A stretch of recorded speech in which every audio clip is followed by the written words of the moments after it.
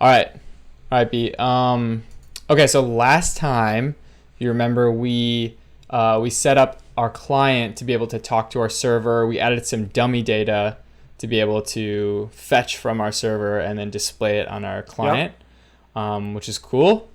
And so this time, so now that we sort of have our client and our server doing something, it's not doing a lot, but it's doing something. We're going to figure out how to make our app ready for production. So like ready for a state where we push it live to the internet. Cool. Whereas, because right now it's sort of, it's like, it's good for a developer, but it's not necessarily optimized for production. Awesome. So random homies will be one step closer to random homies being able to come hang out on our website. Exactly. Which is what we want. And it's always helpful. So cool. It's always helpful for me to remember. Server is the front end, client is the back end, and we had worked on sort of communicating between the two previously, right? Yep, but you switch those two. So server is the back end. Server's the back end. Client, Client's I'm your client. I'm in the front end clientizing you. The server is like this thing with fans in the back. Got it. Near the bathroom. Server's Yep. back. Client. Yep. Client facing is front. Got it. Never again will I make that mistake. Exactly. Client same as browser, same as generally when you say user, it's sort of you're talking about the client or the browser or Cool. That's so whatever. helpful. So yeah, okay, so cool.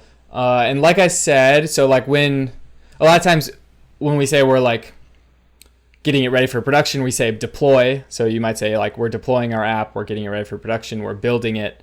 Those are all sort of things that people throw around when they're saying we're gonna like push to production. And the reason we do that is because like when we're developing, we're using all these different tools to help us develop and help us like write code faster. But a lot of that stuff is just like extraneous and like a user doesn't need it, and it will actually slow their experience down. So what we want to do is basically like you get everything into a nice little bundle that's small and minified. Minify is like something that gets thrown around, just means that we're squishing our code down, we're removing white space, we're making it so it's like as small a file as possible, which, you know, for us as developers makes it very hard to read, but as a user, you never even see the code anyway. So like, I mean, you could, but you usually don't. And is this about speed or efficiency or what's it about? Yeah, it's pretty much all about speed and efficiency and basically getting your Google search rankings as high as possible. Because I guess the top level, it's about speed. So like the smaller the files, the faster it's going to load for somebody and the better their experience is. And then there's of course like other layers to that, like your Google SEO score. They'll rank you based on like how well your website performs. Got it. So you want to make sure that you optimize certain things. Got it. Cool. It's crazy to me how much like we've spent a lot of time setting up the developer environment, from making sort of syntax to getting VS Code set up, and so much developer effort. Now it seems like we're kind of transitioning to be like, okay, we've been kind to ourselves. Now let's be kind to the computers of the users that are actually going to engage with what we're working on. Yeah, totally. Yeah, it's pretty much what it is. It's of course a little self-serving because of, you know, Google and like making your app available on the internet, but also, I mean, for a good user experience, that's what you want to do. Okay, cool. So that's interesting, T. So we're switching from worrying about the developer to switching up to worrying about the efficiency and the speed of a user actually interacting with the website in the wild. So that's kind of a fun switch. Yeah, I guess it is sort of like the efficiency and speed of the developer and then switching to the user. Yeah, nice. Totally. Yeah, and so what's nice about the framework that we're using, which is Create React App, is that they set up a lot of that stuff out of the box, and in that all we have to do is like one command and then it builds the whole thing for us. And it does like a ton of stuff behind the scenes that we won't go into, but like it is doing a lot, and it would take a lot of work on our own if we were to do it, by ourselves. Love tools. But just so you know, like there is a lot of stuff going on in the back when we do it, but for our sake, it's going to be very Sweet. easy. So let's go ahead. Let's open up a terminal. Oh, I always forget the cool command. Oh, there it is. Yep. Yeah, I do too. And let's move into the client directory. So cd client. I just like to see where I am. Okay, I'm home. CD client. All right, I'm in. Cool. And then all we're gonna do is yarn build. Okay. So I'm in the client. The client's on the front end. I'm building the front end. Am I saying sensible things? Yep.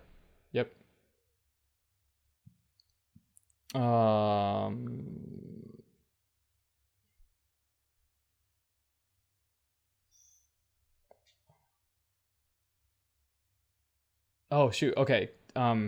Sorry, we have to install everything. So do yarn. You have to install stuff first. Got it. And I think we'll probably also have to eventually move back out and install the stuff in the server as well. But for now, this is installing it locally to this project, not sort of generally on my computer. Yeah, exactly. Because remember, we cloned it from GitHub, and it doesn't include all those packages on GitHub. Got so it. Every time you clone it, you'll have to reinstall. Makes stuff. a ton of sense.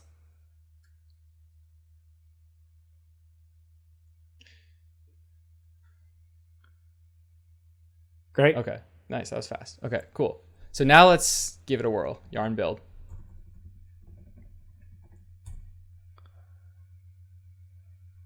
There it goes. And so when you did yarn build, it actually, you could also run React scripts build. It kind of says that in gray text there. Yarn build, if you go to the package.json, you'll see that it load config to extend from. Oh, okay. Yeah, we also have to install the stuff in the server. So go one out of this directory. Is that right? And then yarn build again. Or no, yarn, just yarn. So just doing yarn installs. I could also type yarn install. Go. Uh-huh. Yep. All right. Now let's go back to our good friend, the client. Yep. We're learning here. Yarn build. One time. Okay, so like I was saying, in the package.json, we've defined the command build to just run React scripts build. So basically, you can just say yarn build, and that'll run that code. Okay. So you could do either of those, but that's just sort of like a quick nice one. And so that was pretty fast. So it's done. So now it says there's a build folder that's ready to be deployed. And so if you open up on the left, if you open up the client, we can see. So now there's a new folder called build. So what I did right there was basically just create this build folder with all of the fun stuff inside of it. Yep, it built it and then bundled everything, minified everything for us. And now it all lives in build. And what did it minify? Did it minify everything in the client? Yes. Yeah. So it took so if you go to source is the code that we wrote, and all of that stuff, it minifies. You can even, open up something in build, go to build, and then go to static, and then JS, and click on just one of those. Yeah. And so that's a minified JavaScript file. Insane. And can I see the mapping of does this map to something I can then go look at elsewhere, or is it not quite so one-to-one? Oh, I guess that's a map. So, or a map file. Or what's your question? So my understanding is we took the stuff outside of build and we minified it to create these kind of funky looking files within build. Am I able to see what a file looks like outside of build and see what a file looks like within build and kind of look at the correspondence, or is it not correspond so directly? It's a little complicated because under the hood, we use a product called Webpack, and Webpack decides so each one of the, if you open up build in that same folder, they're called chunks. So like each one says like Yep. .chunk. Do you see that? It's like, so like it decides what things get included in each file. And so like, it's not necessarily one-to-one, and it'll just kind of like take like multiple of our files and just include it as one chunk, depending on various things like what the dependencies are. Got it. And these are not meant, I mean, I'm experiencing this immediately. This is not meant for human consumption. Make no mistake. No. Look No, at this. Not at all. You'll hopefully never have to actually do anything. Whoever with this. writes the code to minify, I've got respect for them. It's amazing, isn't it? And a lot of it will like even change variable names. Like it says like a.flags. Like it just does that so there's less characters in the final minified. A lot of respect. Respect. File. I suspect there's a lot of potential mistakes to make when writing the minifying code. Yeah, totally. But so yeah, anyways, that's what's happening. Now we have this build folder with all of our stuff in it that's been minified for us. And now basically we just have to figure out how to serve that from our server. Okay. Meaning we have to figure out how to send it to our client so they can see our app. Okay. Server's the back end. We want to serve it up from the back end to the front end so that the user can interact with it on the front end. Yep. Word. Yep. So let's open up server.js. Cool. And then let's start up our server. So just do node server. And this is just starting it up locally, right? Yep, exactly. Yeah. So now the server is running. It's listening. Cool. We could go to localhost 8080 and see it. It wouldn't show us much because all it would do is send hello world. So what we're trying to do is instead of sending hello world, we want to send our entire app that we just built, which is cool. So in order to do that, I'm just going to update that route. So I'm going to update this whole route to this guy instead. And the whole idea is saying, okay, we need to present not hello world, but we need to present actually the web app that's in the build directory. Is that right? Yeah. So remember we built this thing that showed hello Neo, I think it said, or something, it showed a name instead of hello world. And there's like the spinny guy. And so when we did yarn build, we built all of that stuff into like a minified bundle. And so what we want to do is we want to send that minified bundle when a user comes to our website. And so we updated this route to have the /*, which means that it's going to match anything after the /. So this is sort of a catch-all. It's like catching basically any route. And then we're going to want to handle that. And what we're actually going to do, so since that's catching any route, we actually want that to be after our user because we still have a get route that does user. So we still want that actually to be available. And if we did this first, it would overwrite this one. Oh, interesting. So there's a real importance to the ordering here because you want to get user before you get exactly. Say that one more time. Why do you want the user before the build? Because like in our code, we're running a get request to /user. So we need /user to be available as this handler. So we want to run this code. If this catch-all was before that, then /user would just be redirected to here. And you don't want that. You want to get the user first. And you're right, because we just want this. We want this to run, this handler to run instead. Cool. Yep. And the reason this is squiggly is because we have to include it. So path is just a helper module that comes with Node, and all it's doing is helping us format this path. This just makes a path for us. Sorry, if you scroll down a little bit. Oh, you're highlighting there. Yeah. Got it. We initialized at the top, and now it's not squiggly at the bottom, and it's creating a file path by concatenating these terms. Yep. Concatenate. So this weird looking variable is like a reserved variable name in Node, and it references the current file path for this file. Nice. And so we're just saying like put together this one, the middle one, and index.html, and then give us the actual file path for that. And then we're going to send that file to the user. So using send file. Intuitive function name there. Yeah, very.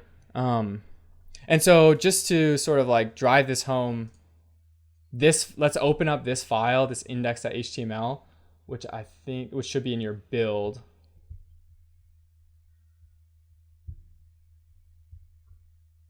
Yep. And yeah, so that's our minified index.html, which to us it's not super user friendly. But yeah, so like notably what's happening here is like, and everything in that build folder is referenced from that index.html. So basically somebody goes to our website, they receive the index.html, that runs, and then it includes all of our other files. Yeah, and what you can see there is in that script tag, it's referencing static.js/main blah, blah, blah, blah, blah. It's unwieldy. And so like as it stands, so like you could find that file in static. So if you went to static and then JS and then main. Yep. So it lives in there, right? And as it stands, if you actually tried to go to our website, like go to our website /static/JS blah blah, nothing would happen because we don't actually have any handlers in our server that can send that file. And that's exactly what it's going to try to do. So it's going to try to get those files from our server, but our server is going to be like, sorry, like I don't have that for you. Does that make sense? So we sort of our task now is to kind of like make the server aware of this file's existence or give it access to it, I guess. Exactly. Yeah. So we want to make like a route that makes this file available to somebody trying to get it. And so there's kind of like a nice helper that Express has for us. So let's head over to server. We're back. And we're back. And so I'm going to paste this in kind of a little higher. So if you scroll up a tiny bit. And so I'm going to paste in this guy. And so express.static is that like helper that I was talking about. So this is basically saying make available all of the things in client build, because we're using this path thing again to make the path to client /build. And express.static that's basically what it's doing. It's creating routes for all of those files in the static or client /build. Why the term static? Just because this folder's named static? Yeah, exactly. So that's like sort of a convention is to call like your static assets. So which could be anything from like images to JavaScript files to styles. They're not changing. To whatever stuff that doesn't change. Yeah, exactly. And that's just it is sort of like a convention that's what it's called. Yeah, so it's nice that those match up, but it wouldn't necessarily have to be that static folder. Matching up with express.static. Got it. What I mean. Yeah, and so now I think we should be good to go. So go ahead and let's restart the server. So hit Control-C down there in the terminal, and then go ahead and just node server again. Control-C. Oh, there we go. And then node server. So we're just saying, hey, we made some updates, and now we want to rerun everything with the updates. Yep, exactly. So let's see what just click on that, see what it has to offer. Hopefully it'll show our app. You can edit out all my junk here. Yeah, I got you. Okay. Oh, hello Neil and the fun spinny. Boom. There you go. So while it looks exactly the same, I mean, that's what we want, right? It is actually a lot, like the files are way different than what we were showing you before, which we were using our development server. And so this is like kind of our optimized bundled build that we're sending. And that's sweet. So previously, so just for me to summarize and correct me if I'm wrong. So we built Hello World, and that was just on a front end, and it was just totally just a front end. It was totally static. Nothing happened. Then we built this fun Hello Neo thing, which is obviously much, much cooler. And then we ran it, and we looked at this exact same thing before, but we were looking on a development server, which is really only for our internal eyes only. We hadn't minified or anything. And then we said, now, all right, we want to create the code that someone a random homie, I'll call them, would interact with. So we minified it. We made a whole new bundle of code, and then we adjusted server.js to be able to interact and have the random homie arrive and interact with that minified code. So there's magic here because, not because the outcomes changed, it's the same outcome, but because the underneath is completely different. Yeah, exactly. Yeah, and it's also worth noting that like this process that we're going through is like the principles are the same depending on like, I guess depending on what you're developing with, but like this exact process will change depending on what stack you're using of technologies. But for our purposes, since we're using a development server with React and all that stuff, this is kind of like how we end up, building for production. Got it. Cool. But just so you're like aware, like, it's obviously like dynamic depending on like what you're using for your development tools. Got it. So the last thing that I want to do quick is set up some environmental variables. So go back to for our production. Code. Go. Yep. And let's go ahead and install .env. So should I exit out of this? Yep. And then so yarn add .env. So that's basically saying, hey, yarn, go install this package called .env. Yep. This is a pretty simple little package. And then let's create a hidden file in the root of our project. So I don't know, just like somewhere in our project that's not, client or whatever. Should I do this in the terminal? No. Well, no, you could just, like right click in somewhere. Yeah. New file? Yeah, like right there. Yeah. Yep. And let's call it .env. So that's a hidden file. Because the dot. Cool. And then add to that. Yeah, exactly. And then I will add this. So that's so I'm adding an environmental variable here, which just means that like this is accessible to most of the node environment. So we'll be able to like access this variable from a lot of our node scripts. And also what's important about this is that we don't want to commit it to the repo. Because it will likely contain, it doesn't right now, but it will later probably contain some like sensitive variables that we would never want to commit to a repo. So if you just go to git ignore and then add .env to that list. Doesn't matter where it goes. Yeah, you can just like add to the bottom. Just do it at the bottom or something. Just type, yep, exactly.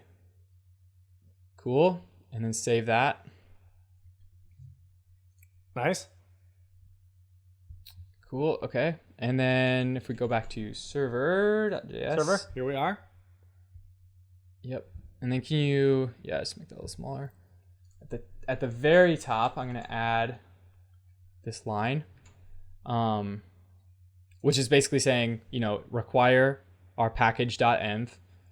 And then we add some config in here, which just basically points to our .env file we just made. So when that package starts up, it's going to read our .env and then insert all of our variables into our scripts. Got it. And that's actually pretty so neat we'll be because we're able to like first right away. It's just saying, hey, make available anything we put here. So anything I want to put here will now be available here. Yeah. And what's like neat about that is that like we're not committing any of those variables to the repo, and that's what makes them like environmental because they change depending on what environment you're in. And the reason that's important is because like right now our development is a developer, or our environment is a developer environment. But when we push to some server or some production environment, the variables will change. And then there's a couple and then so like the reason why we did that is that we want to change a couple things in our server to only happen during development and only happen or only happen during production. So I'm just going to do those really quick. So for this first one, I'm going to do a conditional here that says this is how you access those variables. So you access it through process.env, which is a node. It's just like a node reserved thing. So like that's always like a global variable that you can access. And then the environment, and then this is our variable we just made, right? And so this is saying whenever your environment is dev, I want to run this. Because we explained this last time, but like basically this is like we don't really need this in production. This is only helping us for when we're using our development server.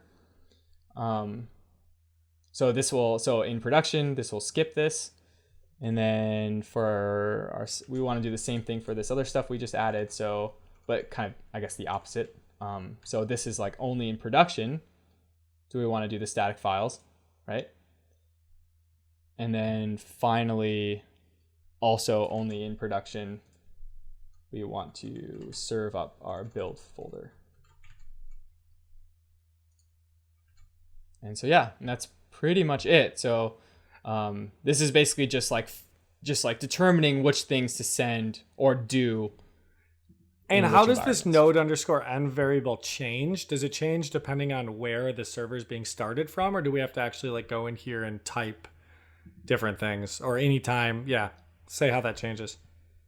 Yep, that's a great question. Yeah, it's just you would have to go into .env and type. Got it. So anytime I want to see, so I'm like, oh, I actually want to take a look at what things will be like on production. I just go in there and I change dev to production. Yeah, exactly. Sweet. Right.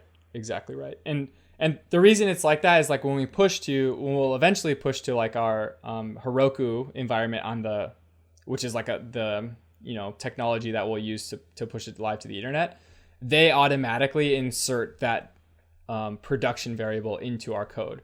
So it's just like you can define your environmental variables on their website, on their client, and then it reads from those. That's fancy. Yeah. Cool. Yeah. This is great. And yeah, we're great. Yeah, we're good to go.